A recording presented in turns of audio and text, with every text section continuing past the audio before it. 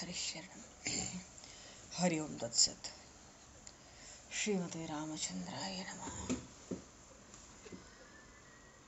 नमः परमहंसाय स्वादितचरणकमलचिन्मकरन्दाय भक्तजनमानसनिवासाय श्रीरामचन्द्राय नमः। वंशीविभूषितकरान्नवनीरदाभात् पीताम्बरादरुणबिम्बफलाधरोष्ठात् पूर्णेन्दुसुन्दरमुखादरविन्दनेत्रात् कृष्णात् परं किमपि तत्त्वमहं न जाने। वसुदेवसुतं देवं कंसचारूढमर्दनं देवकी परमानन्दं कृष्णं वन्दे जगद्गुरुं। गङ्गातरङ्गरमणीय जटाकलापं गौरीनिरन्तरविभूषत वामभागं नारायणप्रियं अनङ्गमदापहारं वाराणसीपुरपतं भज विश्वनाथं। प्रह्लादनारदपराशरपुण्डरीक व्यासि अम्बरीशशुकशौनकभीष्मदालभ्यान् रुक्माङ्गद अर्जुन वसिष्ठ विभीषणादीन् एतानहं परं भागवतान् नमाम्यहम्। भक्त भक्ति भगवंत गुरु चतुर्नाम वपुए तिनके पद वंदन किए नाशहि विघ्न अनेक। बंदहु गुरुपद गंज कृपा सिंधु नररूप हर महामोह तम पुंज जासु वचन रवि कर।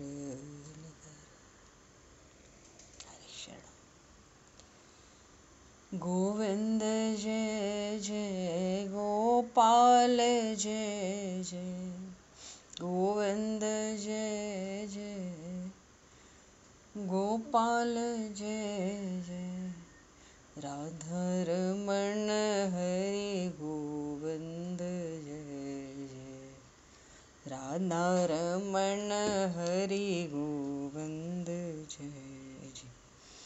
श्री राम जय जय ऋषिकेश जय जय श्री राम जय जय ऋषिकेश जय सीतारमण राम रघुनाथ जय जय सीतारमण राम रघुनाथ जय। गोविंद जय जय गोपाल जय जय राधारमण हरि गोविंद जय जय। श्री राम जय जय ऋषिकेश जय जय सीतारमण राम रघुनाथ जय जय राधारमण हरि गोविंद जय जय सीतारमण राम रघुनाथ जय जय। बोलिए श्यावर रामचंद्र भगवान की जय। समूह राम दरबार की जय। श्री राधे वर कृष्णचंद्र भगवान की जय। श्री भागे बहरलाल की जय।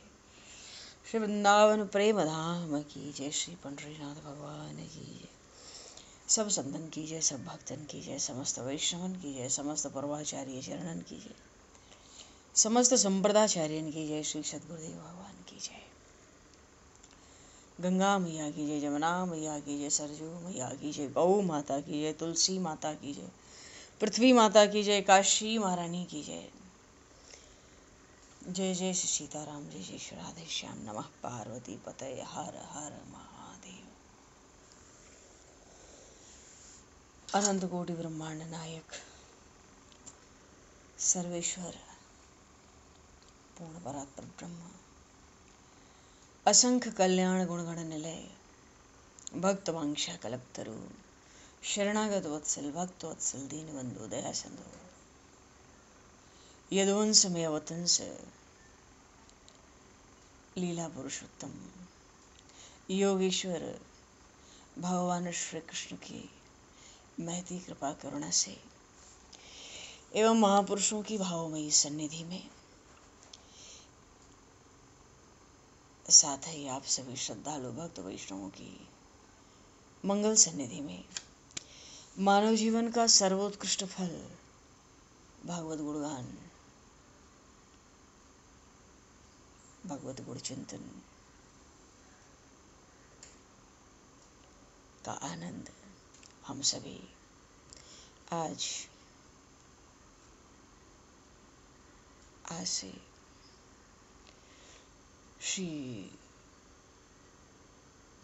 श्रीमद् भगवद गीता के चिंतन के माध्यम से प्राप्त करने जा रहे हैं।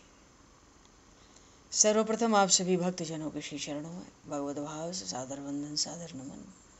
आप सभी को यथा योग्य जय श्री राम, जय जय श्री राधे, हरि शरणम, जय श्री जय हो।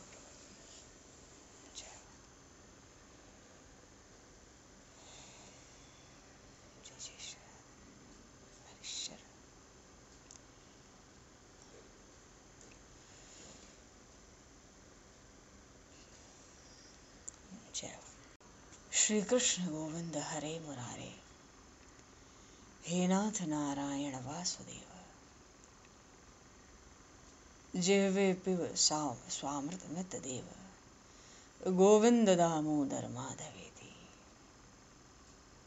श्री रामचंद्र चरणौ मनसा स्मरामि, श्री रामचंद्र चरणौ वत्सा गृह्णामि, श्री रामचंद्र चरणौ सरसा नमामि, श्री रामचंद्र चरणौ शरणं प्रपद्ये।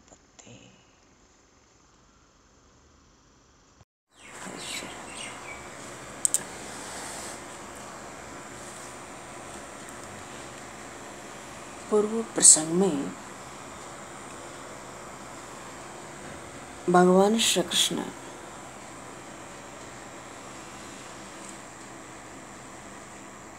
भक्तराज अर्जुन जी को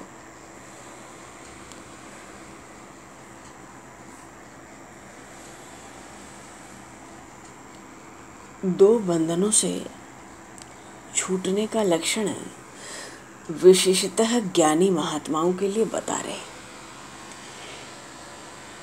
भगवान कहते हैं ज्ञान मार्ग में दो विशेष बंधन है, एक प्रकृति का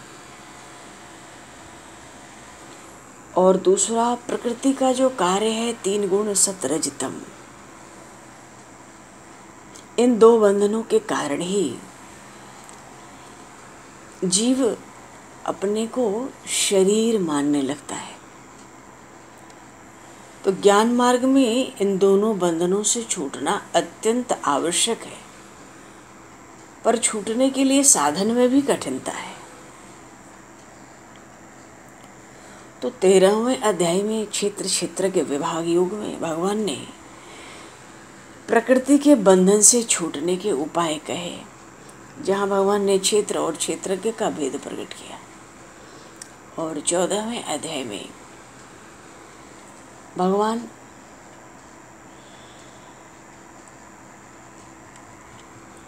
प्रकृति का जो कार्य है 3 गुण, उसके बंधन से छूटने का उपाय बताते हैं।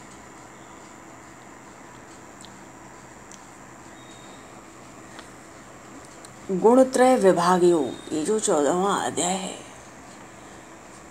गुणत्रय विभाग योग है। अच्छा, 13वें अध्याय में भी भगवान ने बड़ी सुंदर सुंदर बातें, बहुत बढ़िया बढ़िया बातें बहुत सुंदर तरीके से प्रभु ने सुनाई हैं उन महात्मा अर्जुन को, और सुनाई ही है क्योंकि भगवान अपने प्रिय भक्त अर्जुन को तो जगह जगह शरणागति का ही उपदेश देते हैं कि तुम्हारे लिए शरणागति है, तुम तो मुझ में मन और बुद्धि लगा दो।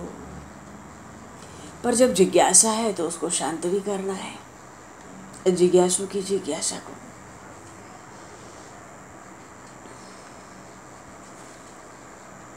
तो अच्छा, 13वें अध्याय में एक भगवान ने एक जगह कहा, अनन्य भक्ति योग से। कौन सा भक्ति? अव्यभिचारिणी भक्ति। इसकी बात भगवान ने कही। तो अव्यभिचारिणी भक्ति क्या है? केवल एक सर्वशक्तिमान परमेश्वर को ही अपना स्वामी मानो, अपना सब स्वार्थ अभिमान त्याग दो, श्रद्धा और भाव से युक्त हो जाओ, बड़े प्रेम से भगवान का निरंतर चिंतन हो। ये है अव्यभिचारिणी भक्ति। भगवान ने आध्यात्म ज्ञान की भी बात कही। आध्यात्म ज्ञान उसी को कहते हैं जिस ज्ञान के द्वारा जो आत्म वस्तु है और अनात्म वस्तु है, जो सत और असत है, उसका ज्ञान हो जाए।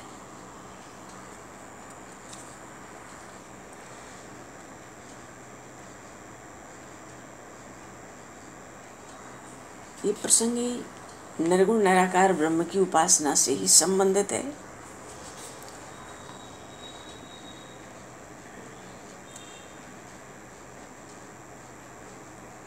और जहाँ भगवान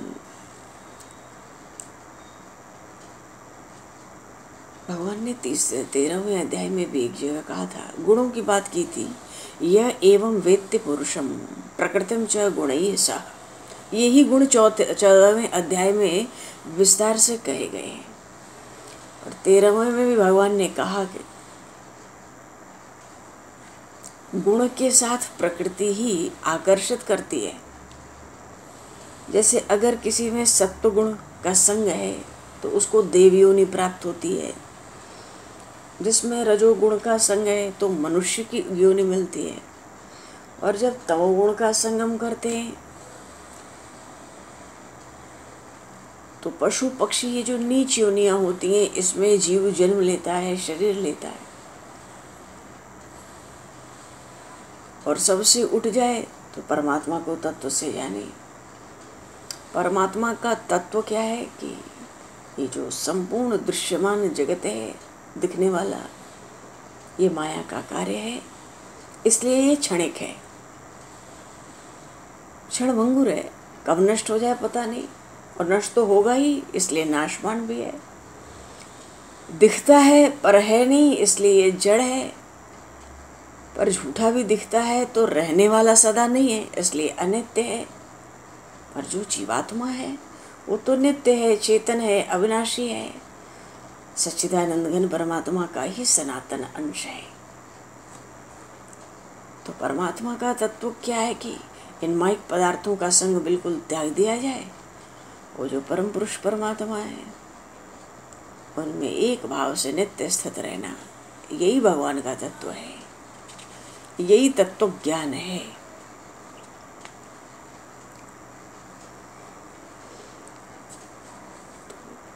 ये जो 14वां अध्याय है,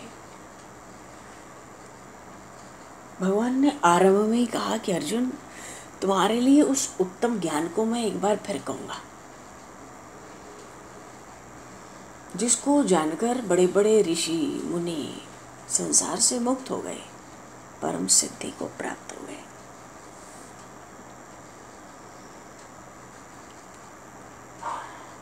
और फिर उनकी दृष्टि में मुझ वासुदेव के सिवाय और कुछ रहा नहीं, कुछ बचा नहीं। तो वो उत्तम ज्ञान ये है कि देखो, मैं ही जगत का पिता हूँ, और ये मेरी जो त्रिगुणमयी माया है, बड़ी दुस्तर, ये जो मेरी मूल प्रकृति है, यही समस्त जगत की माता है। तो संयोग तो हो गया जड़ चेतन का, और प्राणियों की सृष्टि हो गई, उत्पत्ति होने लगी। भगवान के पिता होने का अर्थ ये है, और प्रकृति के, मूल प्रकृति के माता होने का अर्थ ये है। हालांकि भगवान ने यहाँ कहते समय तस्मिन् गर्भम दधाम्यहम् ऐसा कहा, गर्भ।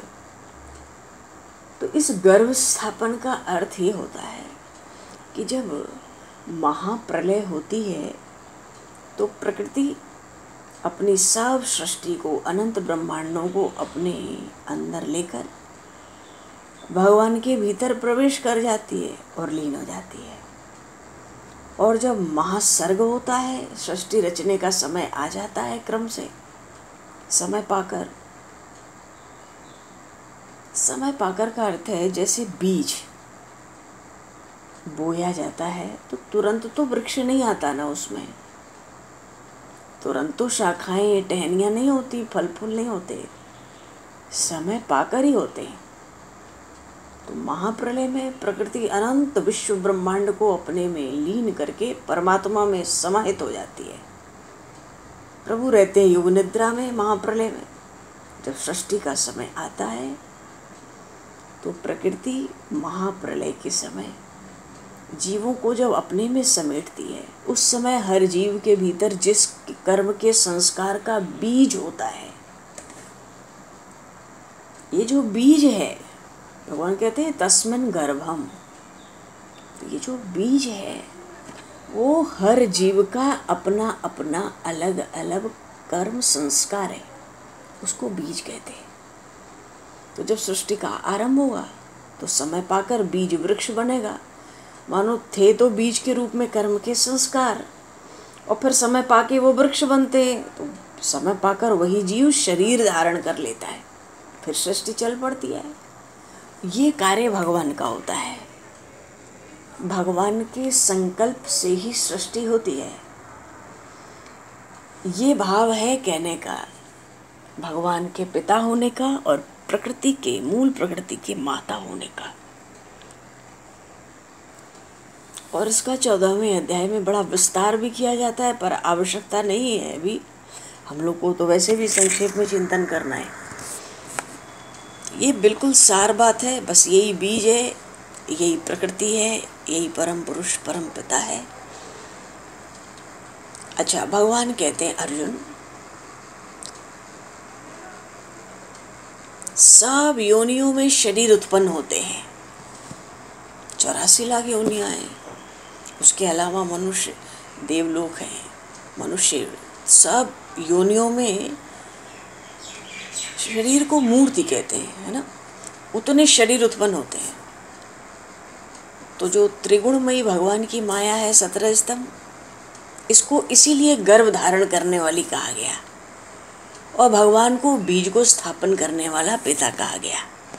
तो बीज क्या है? हर जीव अपना कर्म संस्कार लेकर महाप्रलय में प्रकृति में लीन हुआ, और उसका शरीर मिलना क्या है? जैसे बीज तुरंत वृक्ष नहीं बनता, समय पाकर ही वृक्ष के रूप में बदलता है, पौधा बनता है। तो समय पाकर ही जीव अपने कर्म संस्कारों के साथ शरीर धारण कर लेता है।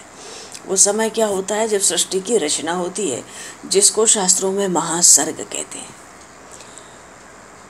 आगे भगवान कहते हैं कि देखो, ये जो सत्व रज तम 3 गुण हैं, ये प्रकृति से उत्पन्न हुए, और ये 3 गुण ही, अभी शरीर नहीं हुआ हमारा, अभी प्रकृति थी। प्रकृति के भीतर हर जीव अपना कर्म संस्कार लेके पड़ा हुआ था माता पिता की गोद में, और समय आने पर उसको शरीर मिलेगा।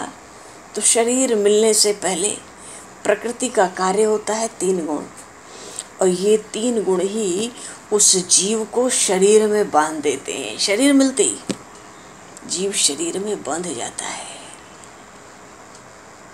तो प्रकृति का पहला कार्य क्या है? ये 3 गुण, और इन 3 गुणों का कार्य क्या होगा? ये शरीर, तभी ये 3 गुण शरीर को बांध के रखते हैं। मैं शरीर हूँ, शरीर मेरा है, ऐसा बांधने का अर्थ यही है, देहाभिमान, बंधन। अब तो करोड़ों जन्मों इसी जन्मों तक इसी जन्म मरण में पड़े रहो, आवागमन है।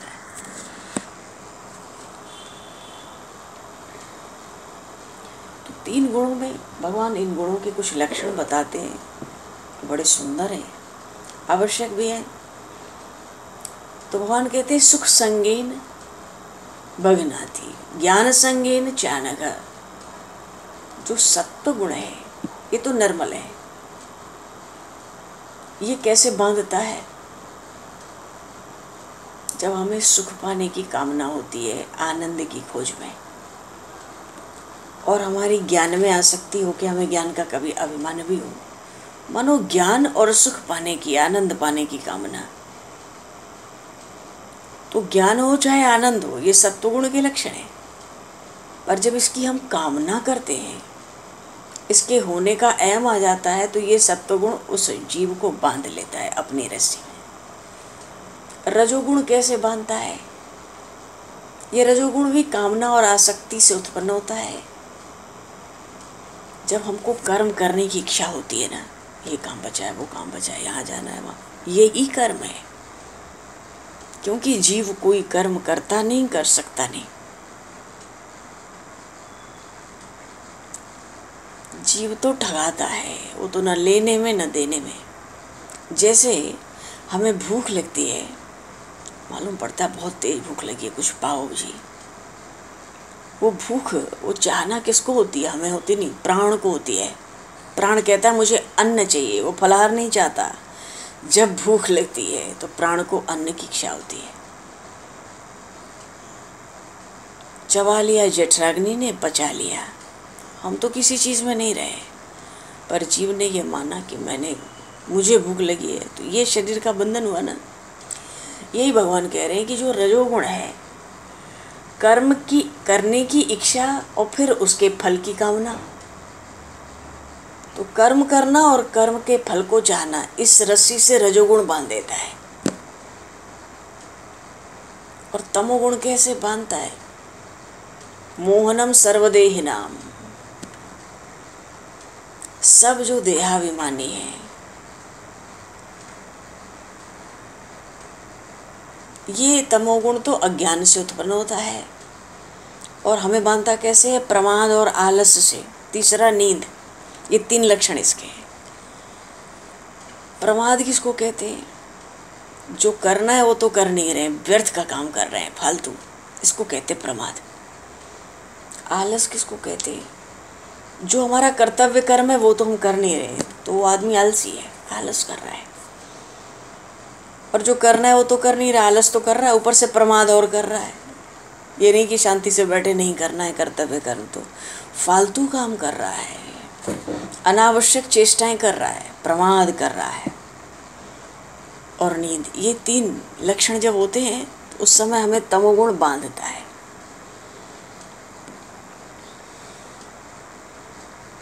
पर जो सत्वगुण है, ज्ञान मावृत्य तू तमः प्रसादे संजयुक्त युत, सत्वगुण सुख में लगाता है।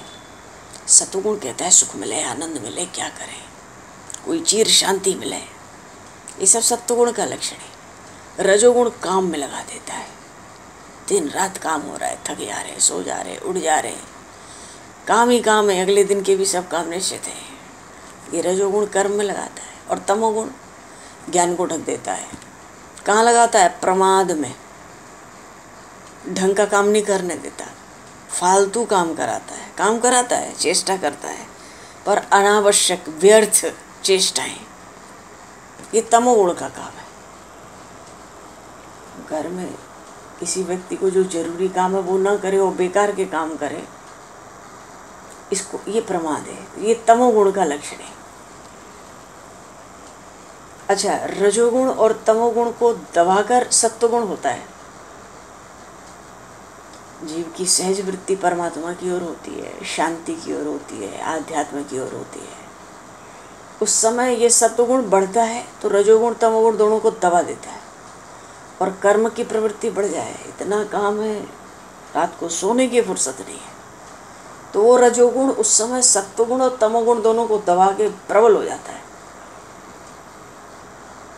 और तमोगुण बढ़ता है तो वही सत्वगुण रजोगुण सबको दबा के ही अपने ही विस्तार करता है। सर्वद्वारेषु देहिस्मिन् प्रकाशोपाजते ज्ञानं यदा तदा विद्यात् विवृद्धिं सत्त्वमित्युत।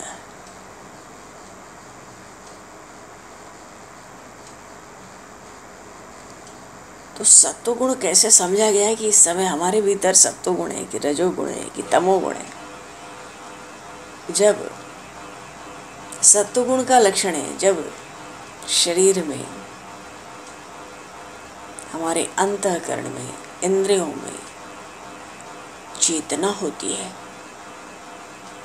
विवेक ज्ञान बोध की शक्ति उत्पन्न होती है,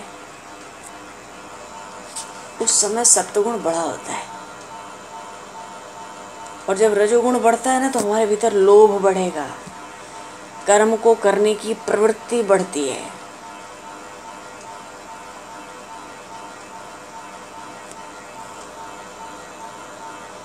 तो अशांति होती है ना, कर्म में प्रवृत्ति हो, चारों तरफ भीड़ भाड़ हो जाए, दिन भर काम हो, दिन भर लोग हों, 100 तरह के काम ना चाहते हुए भी दिखें, उसमें थोड़ी अशांति होती है, मन भी चंचल होने लगता है।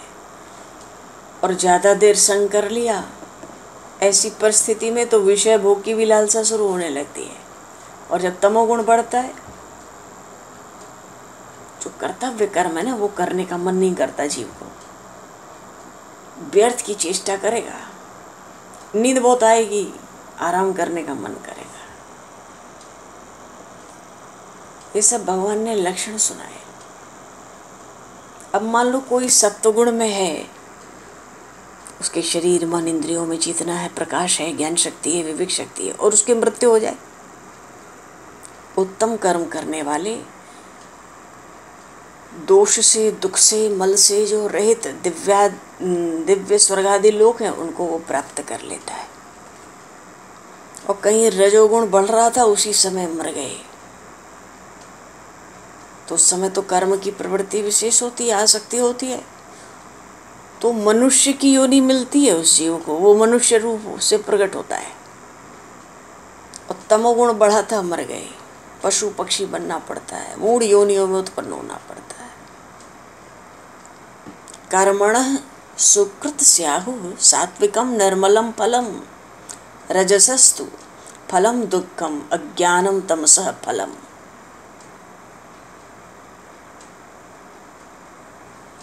अगर हम सात्विक कर्म करें तो उसका फल भी सात्विक होगा, सुख मिलेगा, ज्ञान होगा, वैराग्य होगा। और राजस कर्म करें तो उसका फल दुख होता है, और तामस कर्म हो तो उसका फल तो अज्ञान है, वो तो अंधेरे में डालने वाला है, सब काम माटिया मेट करने वाला है। तो सत्वगुण से क्या उत्पन्न होगा? ज्ञान। रजोगुण से क्या उत्पन्न होता है? लोभ। और तमोगुण से उत्पन्न होता है प्रमाद और मोह,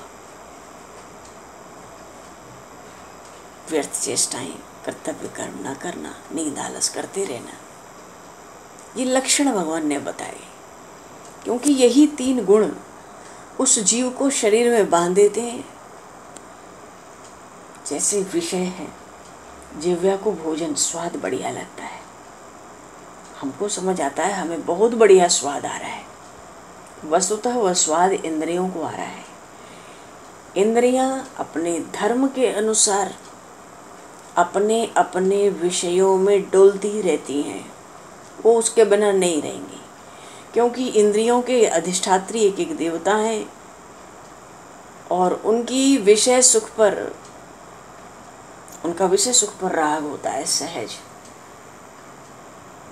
कर्म कहाँ मिल जाते हैं? जो हमारे शरीर में संचित और क्रियमाण कर्म है, प्रारब्ध नहीं कह रहे यहाँ पर। 3 तरह के कर्म होते हैं जिनकी जड़ हमारे भीतर होती है, संचित, क्रियमाण और प्रारब्ध। तो जो संचित और क्रियमाण कर्म है, उन कर्मों के अनुसार मानो ये हुआ कि अपने धर्म के अनुसार ही इंद्रियां अपने विषयों में विचरती हैं। कान को बढ़िया सुनने को चाहिए, जिह्वा को बढ़िया स्वाद चाहिए, नेत्रों को बढ़िया रूप चाहिए। वस्तुतः जीव का इन किसी से कोई लेना देना नहीं है, पर इन 3 गुणों ने हमें ऐसा बांधा है, मालूम पड़ता है ये सब हम करते हैं, और जहाँ हम कर्ता हो गए कर्म के, तो बस जन्म मृत्यु के बंधन को कोई टालने वाला नहीं है। तो भक्ति मार्ग में भगवान इसीलिए कहते हैं बारंबार कि इतना ज्ञान और सिद्धांत धारण करना, उनके भेद रहस्य को समझकर, और फिर शरीर को मैं न मानना, गुणों में न बदना, ये ज्ञान का मार्ग बड़ा कठिन है। अर्जुन, तू तो बस अपना मन बुद्धि मुझ में लगा, सारे काम मेरे लिए कर और मुझे ही अर्पित कर दे, फल की कामना मत कर, तो कर्म का बंधन छूट गया। पर यहाँ भगवान निर्गुण उपासकों में के लिए ही इन 3 गुणों का बंधन तो सभी को है। भक्ति मार्ग में सब कुछ प्रभु को समर्पित होता है, और ज्ञान मार्ग में ज्ञानियों को अपना सब संयम नियमन खुद करना पड़ता है। चलो, सत्व गुण में अगर कोई स्थित है तो ऊर्ध्वम गच्छन्ति सत्वस्था मध्य तिष्ठन्ति राजसा। कोई सत्व गुण में है तो स्वर्ग आदि उच्च लोकों को जाएगा, रजोगुण में है तो मनुष्य लोक में रहेंगे, तमोगुण में है तो अधोगति में जाएंगे, कीड़े मकोड़े पशु पक्षी। तो सबके लक्षण भी बताए और सबकी गति भी बता दी भगवान ने। और पीछे से भगवान ने कह दिया, नान्यम गुणेभ्यः कर्तारम यदा दृष्टानुपश्यति गुणेभ्यक्ष परम वेत्ति मद्भावम सोऽधिगच्छति।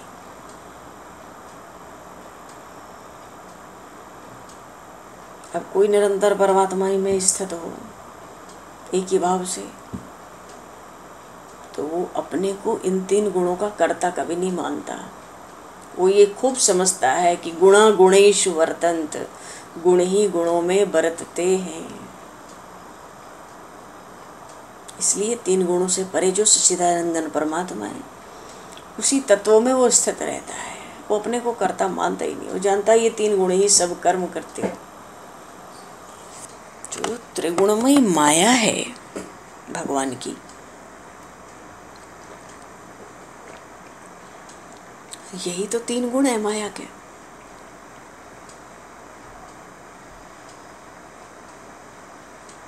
तो ये माया से उत्पन्न जो अंतःकरण है हमारा, जो इंद्रियां हैं अपनी, ये 3 गुणों वाली माया के कारण ही उसी माया से उत्पन्न अंतःकरण और इंद्रियां अपने अपने विषयों में विचरती हैं। जैसे जीव को भीतर से परमात्मा की तलाश होती है, लगन होती है, ऐसे ही इंद्रियों को अपने अपने विषय की लगन होती है, तलाश रहती है, वो अपने ही काम करती हैं। इसलिए बड़े बड़े महापुरुषों ने कहा कि मन को देह भाव से खाली कर लो। ये शरीर, इंद्रियां, अंतःकरण, इन सब संसार मन से अलग हो जाओ बिल्कुल, क्योंकि ये सारे कर्म जो हमारे शरीर से होते हैं, ये 3 गुण प्रकृति के करते हैं, शरीर से करवाते हैं, और बंधन होता है शरीर का।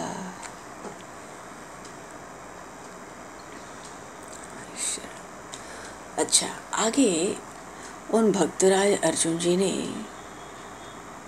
प्रभु से पूछा कि भगवान, जो 3 गुणों से परे हो गए उनके लक्षण क्या है, और जो परे नहीं हुए, 3 गुणों से नहीं छूटे, क्या उपाय है छूटने का।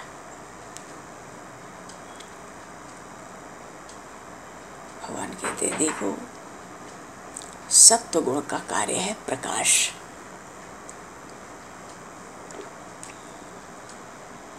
प्रकाश का अर्थ है हमारे अंतःकरण में, हमारी इंद्रियों में आलस न रहे, एक चेतना बनी रहे, एक जागृति, एक विवेक, एक बोध बना रहे, इसको कहते प्रकाश। ये सत्व गुण का कार्य है। और रजोगुण का कार्य है प्रवृत्ति, चलो संसार में लगो, परिवार में लगो। और तमोगुण का कार्य है मोह। मोह का मतलब होता है नींद बढ़ जाए, आलस बढ़ जाए, अंतःकरण और इंद्रियों की जो चेतना शक्ति है उसका लोप हो जाए, ये सब मोह है।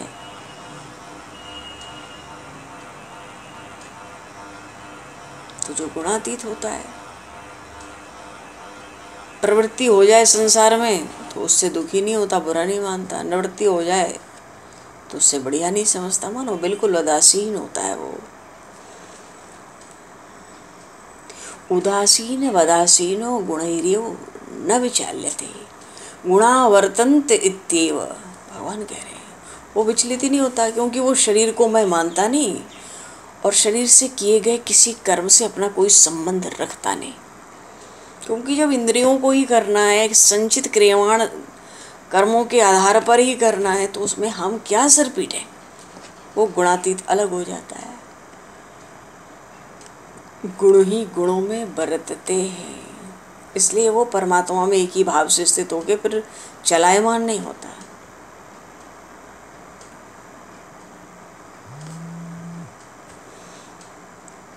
और फिर क्या है, तब तो मान अपमान में समान रहता है, सुख दुख में समान, मिट्टी पत्थर स्वर्ण में समान, बड़ा धैर्य। प्रिय हो अप्रिय हो सबके लिए समान, निंदा हो स्तुति हो सब में समान, मित्र हो शत्रु हो सब में समान। तो गुणातीत हो गया ना, प्रकृति के 3 गुणों से ऊपर उठ गया।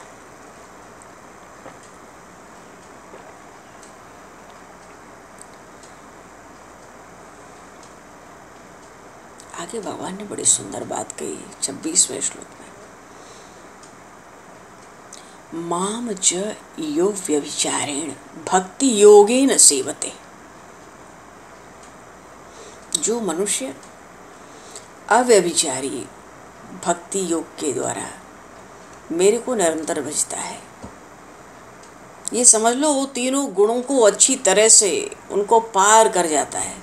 कैसे पार करता है? जैसे बड़े ऊंचे ऊंचे पहाड़ों को छलांग मार जाए, इसको कहते हैं गुणों का उल्लंघन करता है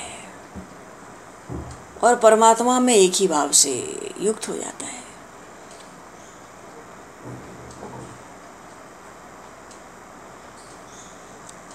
यहाँ भी भगवान ने अव्यभिचारिणी भक्ति का स्मरण किया।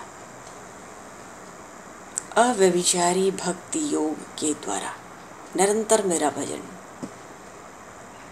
इसका अर्थ है केवल एक सर्वशक्तिमान परमेश्वर वासुदेव भगवान को ही अपना स्वामी मानना, स्वार्थ अभिमान त्यागा, श्रद्धा और भाव से परम प्रेम से निरंतर भगवत चिंतन, यही अव्यभिचारी भक्ति योग कहलाता है। अविचारी भक्ति।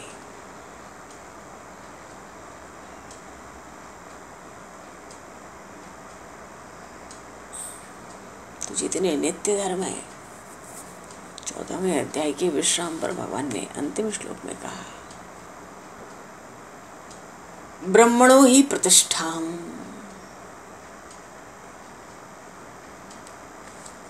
वो जो अविनाशी पर ब्रह्म है, उस पर ब्रह्म का या कहें अमृत का, वो साक्षात अमृत ही है। रसो वैसा वेदों ने उसको कहा। नित्य धर्म का साक्षात धर्म स्वरूप है और अखंड एक रस का आनंद। भगवान कहते सब मैं हूँ।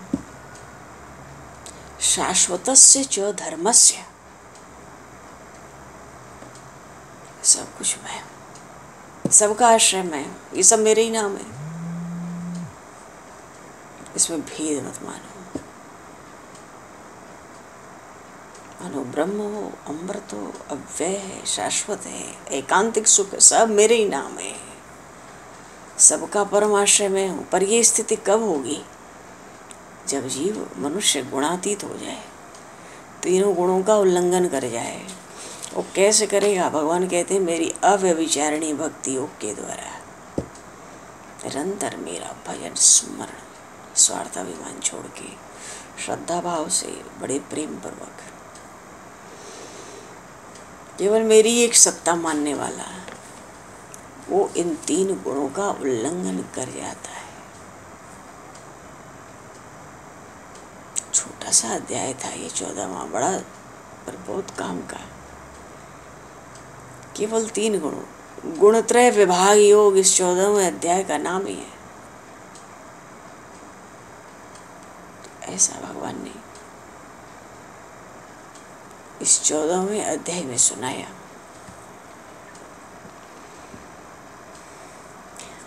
इसमें तत्व भेद रहस्य और भी सुंदर है कुछ। जैसी प्रभु की इच्छा। पर अभी तो समय को दर्शित करते हुए बोलिए श्री भक्तवत्सल भगवान की जय। भक्त राज अर्जुन जी महाराज की। श्रीमद् भगवद गीता जी की जय। सब संतन की जय, सब भक्तन की जय। श्री सद्गुरुदेव भगवान की जय। समय को दर्शित करते हुए आज यहीं पर वाणी को विराम। वाक्य पुष्पांजलि प्रभु के श्री चरणों में सादर समर्पित। और आप सभी को भी यथा योग्य जय श्री राम, जय जय श्री राधे, हरि शरणम, जय श्री राधे,